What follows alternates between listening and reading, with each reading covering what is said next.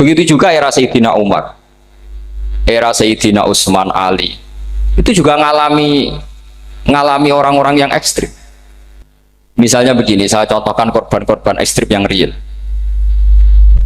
Sayyidina Ali itu masyhur, dia punya musuh besar namanya Muawiyah.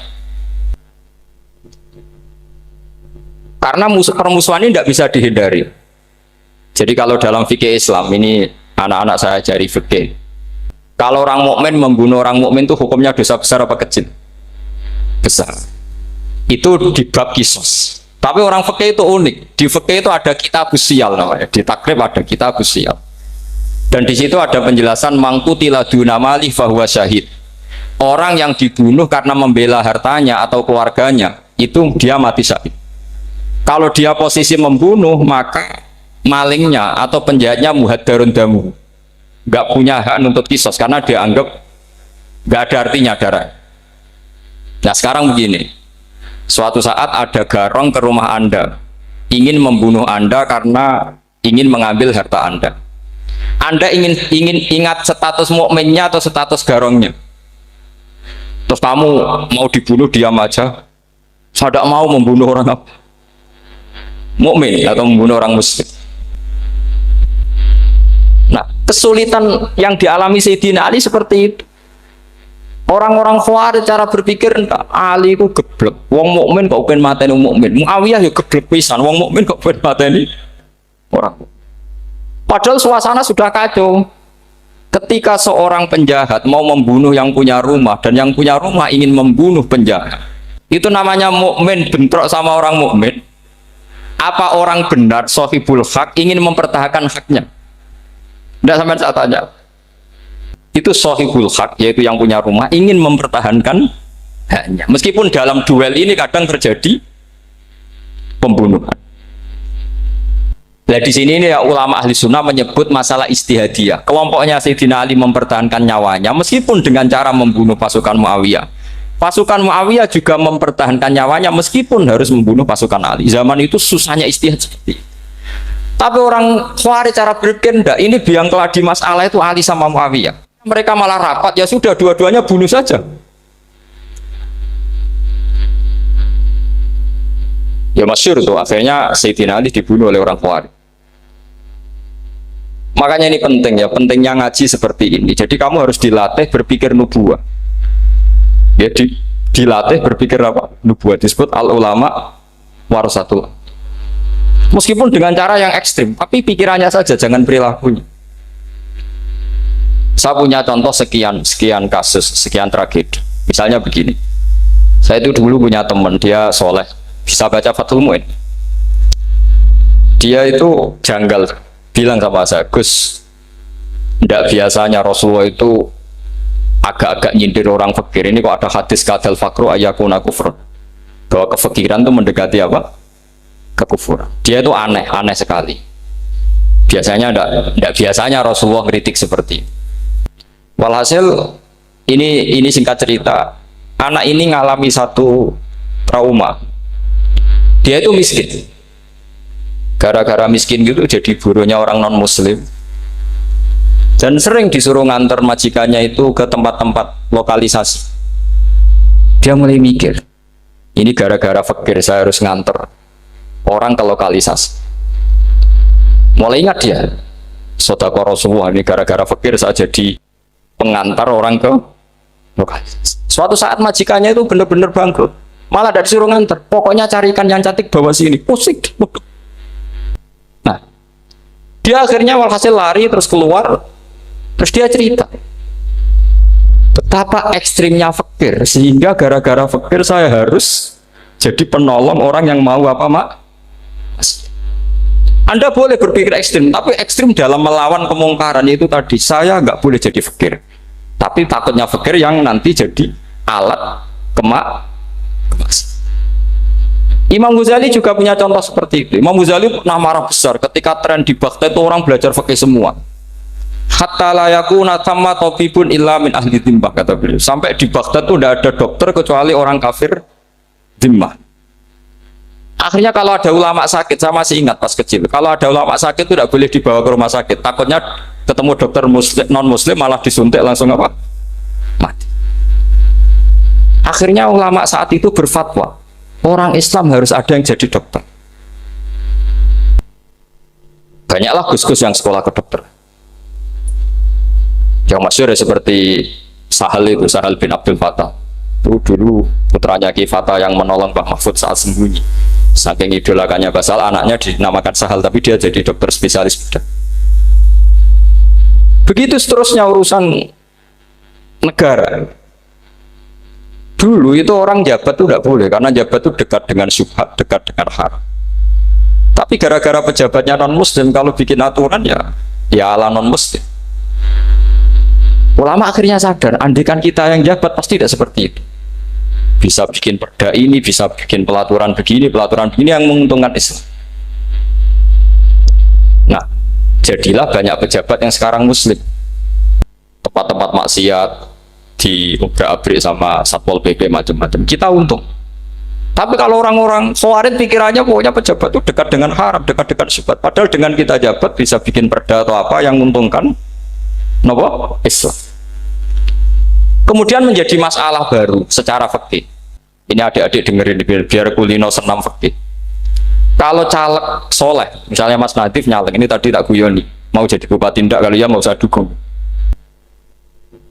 Jadi misalnya gini ya, Zaid sama Bakar, misalnya Bakar itu orang soleh, mau jadi calon lurah. Dia tahu kalau dia lurahnya kampung lebih baik. Kalau yang jadi ini Zaid, itu kampung itu rusak karena dia suka dugem, suka macam-macam. Kemudian Zaid ini pasti jadi karena beli suara. Misalnya per kepala itu dibeli 50.000. Bakar ini kalau nggak beli suara kalah. Padahal dengan kalahnya Bakar artinya kemenangan kemungkaran. Itu zaman era Fathul Mu'in, muridnya Ibnu Hajar Al-Hitami. Ibnu Hajar muridnya Abu Zakaria Al-Ansori itu fatwa. Yang soleh ini wajib beli suara, bukan boleh, wajib beli suara. Tapi ini namanya tidak nyuap, perlu dicatat. Ini namanya tidak nyuap. Jadi tidak bisa kamu kaitkan misalnya ar-rosi wal murtasi finnar. Yang nyuap maupun yang menerima suap adalah sama-sama di neraka. Tidak bisa seperti itu. Karena logikanya dibalik. Sekarang Bakar ini beli suara itu untuk membeli kebenaran, untuk mengawal kebenaran. Zaid beli suara untuk menopang kebatilan. Berarti namanya Bakar ini penyuap atau pembeli kebenaran? Pembeli kebenaran. Harus dibedakan. Nah, ini pentingnya ulama. Memang nyatanya seperti itu. Yang dikatakan nyuap, riswah itu adalah membayar uang li'ibtolil haqqi, untuk membatalkan kebenaran atau membenarkan kebatilan, itu namanya nyuap. Tapi kalau mengeluarkan uang untuk menghakkan barang hak dan membatalkan barang batil, itu namanya uang perjuangan. Nah, ini pentingnya mikir. Jadi ulama itu mulai dulu sudah kreatif. Nah, sekarang sudah banyak orang-orang khusyuk yang biasa di masjid khusyuk. Kalau ditanya zaman akhir rusak kabeh, wong soleh-soleh wis nyuap. Kalau orang soleh ini tidak nyuap ya tidak jadi. Kalau nggak jadi mereka nggak ada yang jadi DPR, nggak ada partai Islam, habis malah Indonesia. Saya itu punya kenalan banyak pakar-pakar di Jakarta, itu cerita saya, Pak Bahar. Indonesia itu solusinya gampang. Kita ini punya Bali, punya Batam. Itu kalau Bali dimakaukan, Batam dikayakan Hollywood. Amerika kaya itu bukan karena hebat. Pornografi dijual, tinju di Nevada itu dijual, di Las Vegas dijual, apa saja dijual. Kalau tidak kaya itu gimana? Sementara Indonesia mau aur-auran gitu, sukan partai Islam. Sebenarnya Indonesia gampang, kalau ingin kaya Bali itu dikayakan Hollywood atau dikalahkan Makau, jadi kota judi. Batam dijadikan kaya Las Vegas. Itu transaksinya pasti triliunan. Orang gamane wong muda dijual, judi dijual, orang tinju dijual. Tapi gara-gara ada partai Islam, nyari rumus solusi ekonomi itu ya nggak seperti itu. Akhirnya kangelan. Ya, akhirnya rapat isu. Tapi barokah, tetap barokah partai apa? Yang menangnya caleg-calegnya rata-rata ya beli. Kalau tidak beli habis. Saya bukan menghalalkan nyuap, enggak. Kalau nyuap tetap haram ila yaumil qiyamah. Tapi kalau suratul masalah seperti ini kamu mengatakan suap, itu beda. Ini suratul masalah yang tidak ada kaitannya dengan Asal lawannya batil, kecuali lawannya sama-sama hak. Dua calon di kampung itu soleh sama soleh. Ini yang soleh bayar nggak boleh, karena siapapun yang jadi soleh itu nggak boleh. Makanya kalau cari musuh yang dolim biar halal ya. Sekarang ya seperti itu. Kamu biasa heroik, biasa ngasih kiai kamu, ngasih hadiah kamu, biasa ngasih ibu kamu uang. Ternyata ibu kamu setelah kamu kasih uang, dikasihkan adik kamu atau kakak kamu yang nggak pernah kerja, terus kamu marah-marah, ini tidak adil. Saya yang memberi nggak dikasih, ini yang nggak kerja dikasih terus. Loh, kamu biasa jadi pahlawan kok turun kelas menjadi apa? Pasien. Kamu milih jadi pahlawan apa pasien? Pahlawan. Jadi sebetulnya faham-faham ekstremis ini dari kegoblokan. Dari kegoblokan berpikir nubuwah sehingga tidak punya rasa ibadah. Nah ini yang menjadi orang-orang ekstrim. Jadi korban pertama ekstremitas itu bukan sahabat tapi Rasulullah Shallallahu Alaihi Wasallam, yaitu Nabi dibilangin oleh mereka, "I'dil ya Muhammad, kamu kalau bagi harus adil." Pikiran mereka kalau adil sama rata sama. Jadi kalau pakai pikiran itu, saya minum di sini itu haram, mau udah ikut bikin kok minum. Enak tamu, toko-toko mangan, sing masak kangelan urut. Itu jadi edan bareng. Ya, itu sama seperti kasusnya Bahram Al-Majusi itu. Dia itu seorang raja kaya, punya anak cantik. Dipikir-pikir, anakku ayu dirabi nang liya rugi, sing gedhekno aku sing rumah aku dirabi wong liya. Maka dia berpikir mau dinikahi sendiri. Karena tadi melihat Mas Nadiem ya orang Kenya tadi, apa Nigeria. Malah gak layak itu maksudnya orang. Ini Mas Nadif ini termasuk harus mendukung gerakan tidak ekstrim. Nyawanya masih itu karena barokahnya beliau agak-agak gitu. Tapi nggak sampai liberal ya, agak-agak pokoknya itu. Karena ketika ada gerakan ekstrim di Mesir, itu termasuk dia DPO. Ternyata setelah ada intelijen, beliau pas buka itu nggak makan dulu tapi rokok dulu. Wah, ini mesti orang sekuler, tidak ekstrim. Akhirnya nyawanya sampai sekarang itu barokahnya rokok pas iftar itu pas. Nah, tanya ini masih hidupnya mas ya. Ya pernah sepuh sama saya. Jadi pikiran-pikirannya Bahram itu seperti itu. Walhasil akhirnya Bahram itu menikahi anaknya sendiri. Masyhur itu dalam cerita. Jadi ceritanya itu ada seorang wali tidur di Masjid Haram sama Rasulullah, ditemuin gitu. Terus kata Rasulullah, salam saya untuk Bahram Al-Majusi. Ternyata dicari-cari nggak ada Bahram lain kecuali Bahram yang berdua, bahkan anaknya sendiri mau dinikahi. Ya cara berpikir karena seperti itu. Kalau kita berbuat banyak harus dapat. Itu bahaya. Bahaya sekali karena kalau dalam teori beragama itu al-yadul ulya khairum minal yadis sufla. Kalau biasa ngasih ya ngasih saja, itu heroik. Itu bagus. Jangan biasa ngasih sekarang bermental apa? Pas. Makanya saya itu kalau ngajar di pondok yang dulu pernah saya belajar di situ atau yang pernah sepuh itu, dikasih itu bingung. Karena saya ya masih waras itu. Jadi kalau dikasih itu bingung. Tapi banyak juga guru-guru yang dulu ngaji lama setelah ngajar di pondok alma maternya nuntut. Itu saya tidak tahu itu. Itu sudah ada agak-agak kayak itu tadi. Walhasil si Bahram tadi itu, ini cerita harus saya teruskan karena nggak boleh diputus. Dapat salam dari Rasulullah. Ternyata di balik nakalnya dia itu pas mau bulan pertama, malam pertama itu ada seorang janda sepuh ke situ. Ganggu dia tentu ya. Ketika dikejar pulang lagi sampai 3 kali. Dia tanya, kenapa bu kamu begitu? Katanya, saya ini anak-anak saya kelaparan. Kalau saya pulang anak-anak saya nangis minta makan. Saya ingin minta Anda.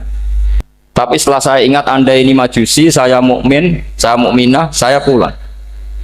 Ya sudah bu, kamu di rumah saja. Nanti saya kirimi makan. Dikirimi sendiri, padahal dia seorang raja, orang kaya.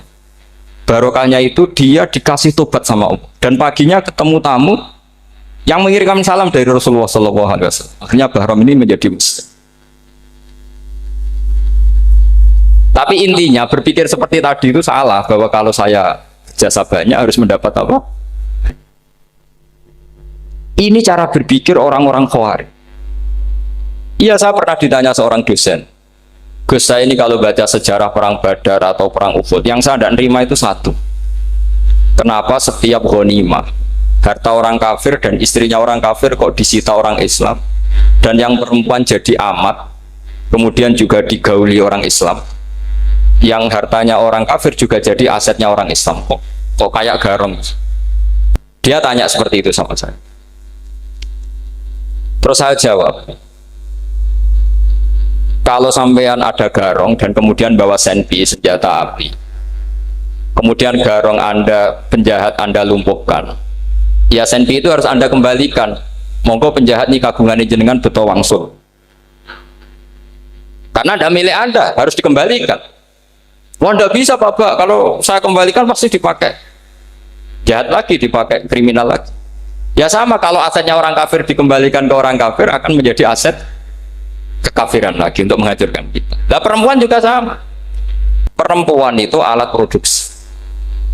Jika perempuan tadi dikembalikan ke orang kafir, maka kamu menolong populasi orang. Ya seperti itu. Paham? Makanya disita dalam perang loh ya, tapi dalam perang yang legal. Nah itulah kenapa amat halal. Makanya di Quran itu illa ala azwajihim aw ma malakat ayman. Paling enggak itu masih ada ulama atau pemikir atau ustadz siapa saja yang bisa memahami logika apa? Nanti kalau ulama ini sudah meninggal, orang akan mencibir Islam dengan cara mengatakan Islam itu jabar, yaitu menyita hartanya orang kafir dan istrinya orang kafir setiap kali terjadi perang. Karena pemikiran ini pasti sama-sama kutubnya, sama-sama ekstrim. Ya ini penting saya katakan. Makanya masyhur itu perdebatan Sayyidina Ali dan Muawiyah. Ini saya kutip sedikit. Ini ya sama-sama berpikir ekstrim, tapi ekstrim yang baik. Walhasil dalam satu kerja bakti di Masjid Kuba, itu ada sahabat namanya Ammar. Ini di depan umum, ini penting. Kalau dalam ilmu hadis di depan umum ini penting, karena nanti menjadi mutawatir. Beda dengan hadis yang Nabi ngendikan sama satu dua sahabat, namanya hadis ahadi. Di depan umum Nabi guyon gini sama Ammar, ya Ammar waihak taktulu ka alfiatul baghiyah. Ammar, kamu ini nasib kamu itu agak sial, karena nanti yang membunuh kamu itu kelompok yang tidak benar. Alfiatul baghiyah itu kelompok yang tidak benar. Itu disaksikan sekian sahabat. Walhasil suatu saat Ammar ini ikut perang dan ikut pasukannya Ali dan terbunuh oleh pasukannya Muawiyah. Seneng Ali. Walhasil Ammar ditemuin sama Ali. Ya Muawiyah, al-ana dhuhara bi anna fi'ati haqqun wa fi'ataka baghiyah. Sekarang kelihatan siapa yang benar. Saya yang benar, kamu yang salah. Kenapa? Karena Ammar kelompokku dan terbunuh oleh kelompok kamu. Padahal kata Rasulullah yang membunuh Ammar adalah kelompok yang salah. Tapi Muawiyah pintar sekali, dia jawabnya gini, laula kama kutila Ammar. Ammar terbunuh karena bela-belain kamu. Kalau kamu tidak nyuruh dia perang juga nggak terbunuh kan. Jadi kamu ikut andil terbunuhnya siapa? Ammar. Tapi apa kata Sayyidina Ali? Idzan qatala Rasulullah Hamzah. Kalau teori itu Anda pakai, Rasulullah pun membunuh Hamzah. Sekarang Hamzah perang karena suruhan siapa? Rasulullah. Yang membunuh Hamzah siapa? Wahsy. Kalau teori itu Anda pakai, berarti Rasulullah pun membunuh Hamzah. Terus fasa kata Muawiyah, atau Muawiyah diam. Jadi fikih pun tuh diputuskan lewat pikiran ekstrim. Tapi bukan ekstrim yang merugikan orang lain. Ya, kalau merugikan orang lain namanya sudah la dororo wa la dirar, dia menyalahi aturan ini. Makanya saya pernah ngaji di sini dulu ketika tahun kemarin. Fikih-fikih Islam itu punya rumus, itu ya gara-gara pikiran ekstrim sebetulnya. Saya pernah nyontohkan adalah orang tuh kalau sholat jenazah itu mayitnya di depan. Itu ulama fikih tidak ada yang punya alasan. Mau hanya bilang gini, hakadha wajadna salafan wa khulafan. Mulai dulu kalau nyolati mayit ya jenazahnya di depan. Ya hanya gitu saja, tidak punya alasan. Makanya ulama lain mengatakan tidak apa-apa jenazah di belakang, yang sholat di depan. Kenapa? Fa innaha laysat bimanzilatil imam. Memangnya jenazah imam harus di depan. Itu ya tidak ada yang bisa bantah. Bagaimana mungkin harus di depan? Oh, enggak, imam kok harus. Yang harus di depan itu imam. Jenazah itu imam apa enggak? Enggak. Terus alasan kedua, sholat ghaib. Kalau ada orang mati di Surabaya, Mas Nadib di sini, sholat gaib boleh enggak? Boleh. Jenazahnya di depan apa belakang? Belakang. Di belakang kan? Berarti harus enggak jenazah di depan? Ya dia mau ngakeh yang jelas kalau itu. Lah ini contoh-contoh kecil. Nah orang Khawarij itu orang yang paling tidak mau menerima otak-atik seperti itu. Akhirnya jadi goblok bareng tadi. Ya makanya Rasulullah pun jadi korbannya Khawarij. Muhammad kamu harus adil. Karena pikiran mereka adil itu yang memberi banyak ya dapat banyak. Kalau pikiran nubuah tidak seperti itu. Kalau yang biasa memberi, biasa heroik, biasa baik ya biar tetap biasa memberi. Jangan dilatih jadi apa? Pasien. Ini mungkin adik-adik juga agak keberatan, tapi harus dilatih. Makanya saya itu jadi kiai itu ya mulai kecil anaknya kiai butuh kiai. Saya itu ya mulang tuh seneng. Saya tidak pernah terlintas dikasih santri atau dihormati ya enggak. Mungkin sampai mati agak terlintas. Ya pikiran saya sederhana. Biasa mulang pahlawan malah sekarang pasien itu malah kayak cemen, kayak turun kelas itu. Jadi saya terus ya enggak kepikiran sama sekali. Loh kalau saya minta sama Allah karena itu atasan saya. Makanya ada ulama yang ekstrim gini, ini kisah nyata. Ada ulama alim datang ke seorang raja. Rajanya ini soleh padahal. Ternyata pas raja itu berdoa, ya Allah saya kasih ini, kasih ini. Padahal ulama tadi itu mau mengajukan proposal. Mau minta apa gitu. Terus dia pulang ketika ditanya, Pak Kiai kenapa pulang? Ternyata raja itu minta zat yang sama yang saya mintai. Kalau raja saja masih minta, ngapain saya minta raja? Saya akan minta zat yang dimintai raja. Terus pulang dia. Oh, itu ya pikiran ekstrim, tapi bagus ekstrimnya. Saya akan minta zat yang dimintai raja. Kalau sampean kan enggak, uteke saya les, sholat dinteni, tetap jalo. Oh, kok orang mikir seperti itu? Memang salah didik, salah itu tadi. Nah, ini harus dilatih. Masyhur itu ketika Nabi pas Fathu Makkah itu, orang-orang Ansor komentari Nabi gini, ketika Nabi sangat happy di Mekah, sangat enjoy di Mekah, kata orang-orang Ansor, amar rojul fa'adroka durok fatun fi ahli wa ulfatun fi asyiroti. Namanya orang pasti happy kalau di kampung halaman. Jangan-jangan Rasulullah itu nanti hidup di Mekah lagi, karena Mekah sudah dikuasai orang Islam. Beliau pasti kangen sama keluarga, sama Mekah. Tapi ya sama, ketika Rasulullah mulai ngasih itu, orang-orang Quraisy dikasih banyak, orang Ansor juga pikirannya seperti itu. Baru orang Ansor dilatih pikiran nubuwah, yaitu tadi. Mereka itu dapat kambing, dapat sapi, terus pulang. Kamu mendapat saya, milih mana?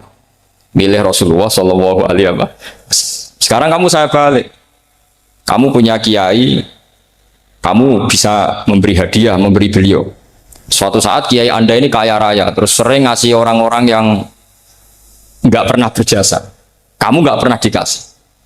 Itu kalau pakai pikiran Khawarij, kiai ini salah karena ngasih orang yang tidak berjasa. Tapi kalau kamu pakai pikiran nubuah, enggak. Alhamdulillah saya tetap istiqomah memberi kiai itu. Dan alhamdulillah nggak dibales. Semoga balasannya di akhir. Ya sudah seperti itu. Kalau pakai pikiran gengsi tadi seperti itu. Masa biasa memberi sekarang posisi diberi, saya turun kelas. Jadi sebetulnya pikiran ekstrim itu boleh, tapi untuk yang seperti ini bukan ekstrim yang tadi. Makanya ini disebut al-hujjat. Al-hujjat itu satu logika yang bisa mematahkan asumsi awal. Nah, ini saya harap santri-santri matolek putra maupun putri berpikir seperti ini. Sehingga sama. Jadi misalnya sekarang dibalik. Kalau ada orang NTT yang masih non-muslim, itu orang kafir yang harus dibunuh atau orang kafir yang harus didakwai. Mesti pikirannya itu, kalau Nabi itu ya semua yang didakwai Nabi dulu orang kafir. Nah, ketika Nabi di Mekah itu pertama ketemu orang kafir itu dibunuh atau didakwai? Didakwai. Ya berarti pilihan sekarang ya didakwai bukan dibunuh. Nah soal perang itu perang itu beda dengan membunuh. Ada janjinya, ada macam-macamnya, terus nggak ada solusi, itu baru ada apa? Jadi kalau sudah dibalik-balik gitu, makanya kata ulama-ulama, Khawarij itu pasti salah. Pasti salahnya adalah kalau orang nggak benar ya dibenarkan, bukan dibunuh. Kalau setiap orang kafir dibunuh, Nabi kapan jadi nabinya? Karena orang kafir habis. Jadi metode bil hikmati ya ada, al mau'izatul hasanah ada, karena orang kafirnya sudah apa? Mati. Terus, pertanyaan kedua, kalau Nabi harus ekstrim ngapain yang ngawal Jibril? Halnya Israel lebih efektif.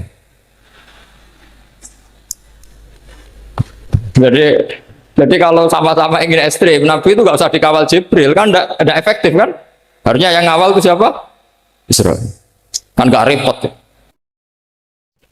Nah, jadi saya mohon ini saya cerita. Jadi korban pikiran ekstrim itu bukan siapa-siapa. Pertama itu Rasulullah. Akhirnya Rasulullah menjelaskan, ya beginilah cara berpikir. Jadi saya kira demikian. Nanti mungkin kalau ada tanya-tanya, ada pertanyaan. Yang jelas kalau seputar ekstremitas itu bisa latihan. Ya sebenarnya bisa latihan di fikih. Karena fikih ini cerminan dari pikiran ulama. Ya, cerminan dari pikiran apa ulama yang tidak tekstual. Ya, seperti gini ya. Tasaddaqa Rasulullah so'an min tamrin au so'an min aqidin. Ya. Ketika zakat fitrah itu Rasulullah mengeluarkan satu sok tamar. Tamar itu kurma. Kalau menurut tekstual berarti zakat fitrah harus pakai kurma. Tapi semua ulama sedunia mengatakan putih ahli balad. Hanya dalam konteks Indonesia ya pakai apa? Beras. Berarti kata tamar diganti diganti apa? Kut.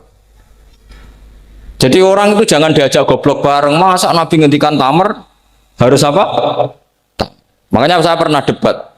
Pak Nabi itu cingkrang. Kenapa orang-orang itu rata-rata tidak cingkrang? Saya bilang Nabi itu hidupnya di Mekah. Kenapa Anda hidup di Indonesia? Iya, Nabi itu hidupnya di Mekah. Terus saya tanya lagi. Nabi itu hafal Quran, kamu udah hafal? Saya hafal Quran. Kalau cingkrang gampang, karek ngetok batas ini. Ya, kalau anak sunnah Rasul, Nabi hafal Quran enggak? Hafal kan? Berarti kalau ikut sunnah Rasul, hafal Quran. Jangan cingkrak tok, ya hafal apa? Ya sama poligami juga gitu yang tadi diceritakan Mas Natif itu. Nabi itu poligami setelah Khadijah meninggal. Apa mereka mau nunggu istri pertama meninggal? Kalau ingin persis loh, kalau ingin persis nunggu istri pertama meninggal. Iya. Enggak mau juga kan? Ya biasa saja lah. Pokoknya yang dihalalkan syariat ya kita bilang halal, yang diharamkan kita bilang apa? Enggak usah sok suci sunnah Rasul. Saya punya banyak cerita. Abu Bakar itu dulu sering menghindari sunnah Rasul. Dulu Rasulullah itu kalau ada orang minta ya dikasih. Ketika Abu Bakar bikin Baitul Mal. Ketika ditanya ini zaman Rasulullah tidak ada. Kata Abu Bakar, huwa Rasulullah. Beliau itu Rasulullah. Bahwa gak di-manage ya negara tertib. Umar bikin pasukan. Pasukan itu diangkat negara. Kalau dulu zaman Nabi yang ikut perang bahaya, yang tidak perang namanya munafik. Era Umar tidak, militer itu ditunjuk. Ya digaji pakai Diwanul Murtaziqah. Ketika ditanya kenapa ada kayak Rasulullah? Huwa Rasulullah. Bahwa tidak tertib pun tetap negara stabil karena ada karisma. Jadi kadang-kadang dalam banyak hal itu kita malah tidak boleh persis Rasulullah karena kadang banyak khususnya. Yaitu contoh yang paling masyhur di fikih ya kayak Nabi itu nikah 9 itu khususnya. Dalam strategi juga sama. Dalam strategi memanage negara juga sama. Banyak sahabat yang punya ide yang zaman Nabi itu tidak ada. Ketika ditanya, kenapa tidak persis Nabi? Katanya, huwa Rasulullah. Ya Rasulullah itu meskipun seperti itu, meskipun tidak tertib secara rasional, tetap dikawal wahyu. Makanya negara baik-baik saja. Kalau saya ini hanya Abu Bakar, kalau tidak ya repot. Umar ya sama, bikin Diwanul Murtaziqah. Utsman juga sama, di-manage negara. Sayyidina Ali juga di-manage. Kalau Nabi tidak. Tapi tidak apa-apa, karena ada karisma. Sama tak cerita nih, masalah zakat yang masyhur. Orang paling bakhil sekalipun, paling kikir sekalipun itu zaman Rasulullah bayar zakat. Karena pikirannya setelah zakat dikasihkan, Rasulullah mendoakan. Khudh min amwalihim shadaqatan tutahhiruhum wa tuzakkihim biha wa sholli alaihim. Inna sholataka sakanun lahum. Era Abu Bakar enggak.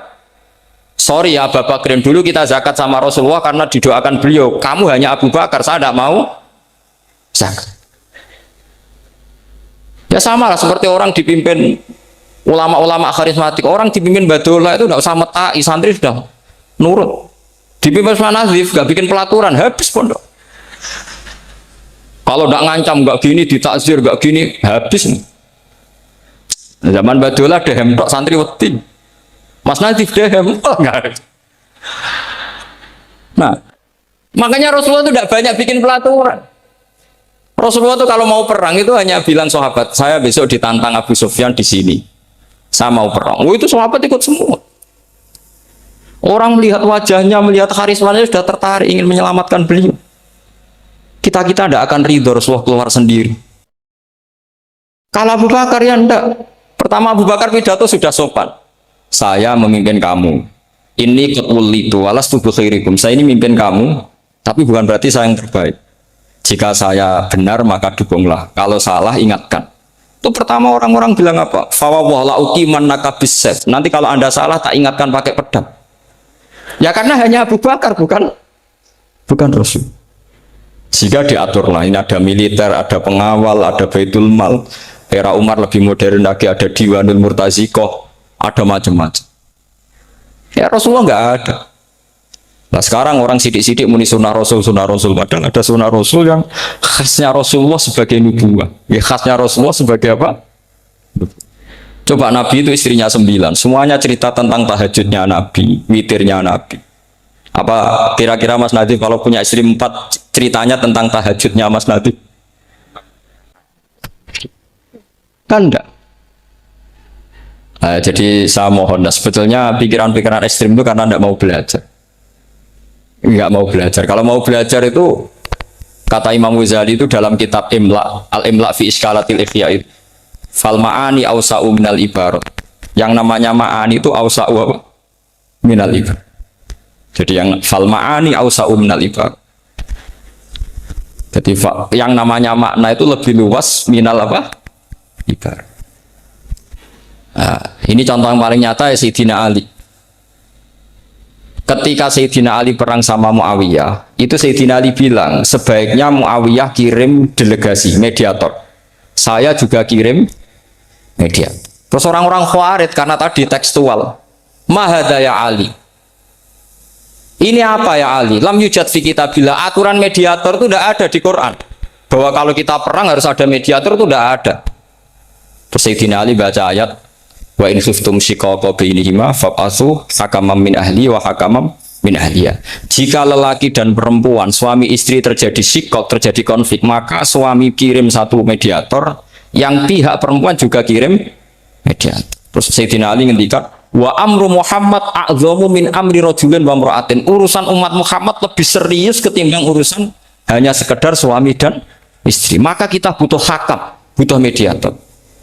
Baru 4.000 orang Khawarij tobat ngikuti pikirannya Sayyidina Ali yang tidak tekstual. Sama seperti zaman Rasulullah. Ketika Rasulullah mau perang Badar, saya ini mau perang Badar kata Rasulullah. Musuh saya itu 1.000 lebih. Kalian hanya 313. Apa kita teruskan? Itu sahabat langsung bilang gini, saya itu hafal teksnya.